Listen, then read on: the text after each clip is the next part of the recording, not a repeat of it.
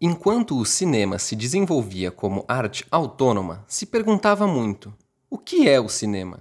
Surgido como uma busca pela reprodução fiel da realidade, foi com o tempo que foi se tornando uma linguagem autossuficiente. Nas primeiras décadas do século XX, temos as primeiras teorizações sobre montagem e decupagem, assim como a absorção do cinema pela lógica industrial, como algo que visa o lucro por atingir facilmente o público. Mesmo sem ter uma definição exata do que era, o cinema foi se modificando e suas possibilidades linguísticas aumentando a partir de experimentos com a técnica.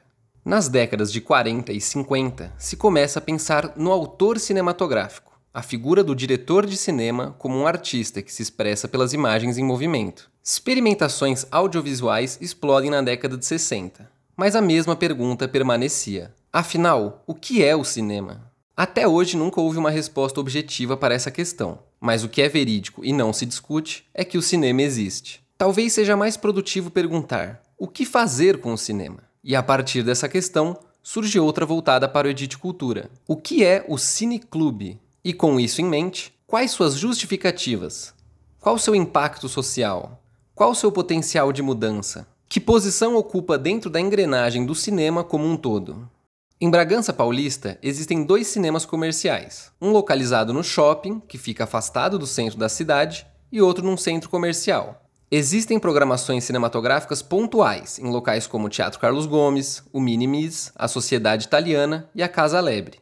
E existe o Edite Cultura, que em sua sede, a Garaginha do Edite, realiza de maneira contínua um cineclube, no geral com 5 sessões por mês, todas realizadas a partir de curadores externos que indicam a programação e realizam rodas de conversa com o público presente. Uma das principais pautas do cineclube é a disseminação de conteúdo fílmico. Trazer para o público uma pluralidade de vozes e visões de mundo a partir de filmes realizados por cineastas de diferentes recortes sociais, materiais e temporais. Obras que muitas vezes não encontram caminho no circuito comercial, seja ele em espaços físicos ou virtuais, como os streamings, acabam ganhando como tela a parede de nosso cineclube. Com isso, temos como objetivo promover a formação de público. Sendo fato que gostos e interesses cinematográficos são construções sociais, buscamos, com base numa curadoria diversificada, construir interesses tendo em vista uma lógica não logarítmica, fugindo do sistema organizado por grandes streamings, por exemplo, de recomendações personalizadas, que no fim prendem o espectador numa eterna repetição estilística, gerando uma noção de normatividade cinematográfica. É pilar do cineclubismo uma disseminação de conteúdos diversos, tanto socialmente quanto estilisticamente, diferentes realidades e diferentes noções estéticas em representação, diferentes épocas e diferentes espaços. A formação de um público crítico tem de passar por esse processo, por esse acúmulo de referências diversas. Numa noção de cultura cinematográfica, nosso espaço tem como ideal ser um ponto da cidade onde o público possa refletir sobre essa arte. O cineclubismo transforma a fruição cinematográfica numa experiência coletiva. A sessão nunca é um parêntese, com um começo e um final bem delimitados, mas é algo que acontece e busca criar uma reverberação, tanto antes, com os conteúdos que produzimos para cada sessão, como após, com um incentivo a conversas e trocas de reflexões sobre os filmes. Mais que apenas trazer um conteúdo de forma maçante para o público, fazê-lo questionar também o cinema. Não responder para ele o que é o cinema, mas trazer esse debate para uma esfera material. O que pode ser feito com o cinema?